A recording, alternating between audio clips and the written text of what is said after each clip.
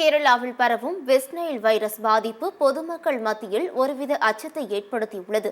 இந்நிலையில் இந்த west Nile virus அறிகுறிகள் என்ன? பாதிப்பு யாருக்கெல்லாம் அதிகம்? வெஸ்ட் நைல் வைரஸ் வராமல் இருக்க என்ன செய்ய வேண்டும் என்பது குறித்த ஆலோசனைகள் வழங்குகிறார் அவசர சிகிச்சை நிபுணர் மருத்துவர் VP சந்திரசேகரன்.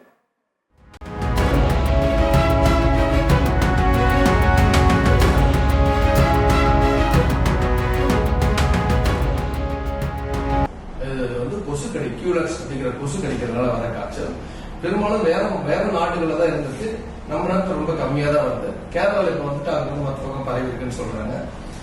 இது பாத்தீங்கன்னா 5 பேருக்கு அந்த கொசு கடிச்சதுன்னா அதுல ஒருத்தருக்கு தான் காய்ச்சலே வரும். அந்த மாதிரி காய்ச்சல் வந்தவங்க 150 ஒருத்தருக்கு அது சிவியரா மாறும். அப்படி சிவியரா வந்தவங்கள 10 ஒருத்தருக்கு தான் உயிருக்கு ஆபத்தாகும். அதனால இது அடிக்கடி வருது. இதை நினைச்சு யாரும் பீதி அடைய வேணாம், பயப்பட வேணாம், பதட்டப்பட வேணாம். இது கொரோனா மாதிரியோ கோவிட் மாதிரியோ கிடையாது. ஒண்ணு. நம்பர் 2, வந்தா எப்படி தெரிஞ்சுக்கிறது? வந்தா உங்களுக்கு தலைவலி, காய்ச்சல், மயக்கம், சோர்வு, அசதி இப்படிதான் இருக்கும். தொண்டை வலியெல்லாம் இருக்கலாம். இது எல்லா காய்ச்சலும் மாதிரிதான், வைரஸ் காய்ச்சல் மாதிரி தான். தானாவே சரியான ஒரு பேராசிட்டல் மாதிரி மாத்திரை போட்டாலே போதும். நல்லா தண்ணி குடிச்சு நல்லா ரெஸ்ட் எடுத்து மாத்திரை சாப்பிட்டா போதும்.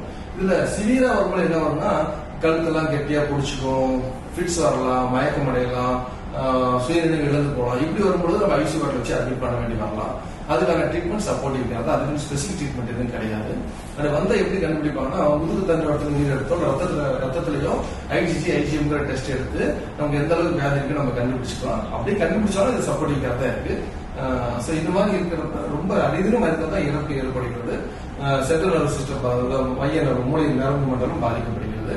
அது அறிவித்தான். இதை பத்தி மக்கள் பயப்பட வேண்டாம். இதுக்கு வேக்சின் ஏதாவது இருக்குதா, தடுத்துக்கலாமான்னு கேட்டீங்கன்னா வேக்சின் எதுவும் கிடையாது. சப்போர்ட்டிவ் கேர் மட்டும் தான். இதில் பத்தி பயப்படாம, கவலைப்படாம, பீதி அடையாம வழக்கமான உங்க வாழ்க்கையை தொடருங்க. கொசுக்கடிகளும் தப்பிக்கணும். அது கொசுக்கடி தப்பிச்சு இது மட்டும் இல்ல, மலேரியா பெரிய பெரிய வியாதிகளும் நம்ம தடுத்துக்கலாம். அவ்வளவுதான். நன்றி.